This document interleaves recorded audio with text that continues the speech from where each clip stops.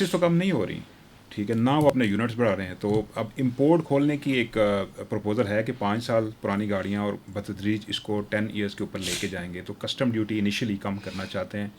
Proposal کی حد تک اب یہ ہے، پتہ نہیں آگے یہ کرتے ہیں کہ نہیں. دوسرا یہ کہ ڈاکومنٹیشن ضرور ہونی چاہیے بجٹ کے اندر، ایسے میز ہونے چاہیے، کیونکہ آپ ابھی تک آپ دیکھیں اتنے پاورفل رولرز آئے ہیں، گورنمنٹس آئی ہیں، بڑے بڑے نام آئے ہیں، وہ ابھی تک تاجروں کو، مڈل مین کو، یہ جو ریٹیل ہول سیلرز ہیں ان کو نیٹ میں نہیں لا سکتے. آپ کا یہ جو ریئل اسٹیٹ سیکٹر ہے اس کے اندر بڑے ایشوز ہیں، ان کو انسینٹو ملنا چاہیے، کیونکہ الائڈ انڈسٹری جو ہے کنسٹرکشن کی وہ کافی زیادہ ہیں، درجنوں انڈسٹری ہیں جو اس کے ساتھ چلتی ہیں. تو اس سیکٹر کو کم از کم جو ہے نا ایک وہ جو جمود آیا ہوا ہے اس کو توڑنا چاہیے تاکہ لوگوں کا بزنس بڑھے. اور ساتھ ساتھ ایگریکلچر سیکٹر کی جو ان پٹ کاسٹ ہے وہ کم ہونی چاہیے، کیونکہ آگے کرائسس ڈیولپ ہوتا نظر آ رہا ہے اس حوالے سے ایگریکلچر سیکٹر کے اندر، کیونکہ کلائمیٹ جو چینج ہے اس کے حوالے سے بڑے ایشوز ہیں. تو ایگریکلچر سیکٹر میں ان پٹ کاسٹ جو ہے وہ کم ہونی چاہیے. اور میرا خیال ہے کہ ڈاکومنٹیشن جو ریئل طریقے سے کرنی چاہیے.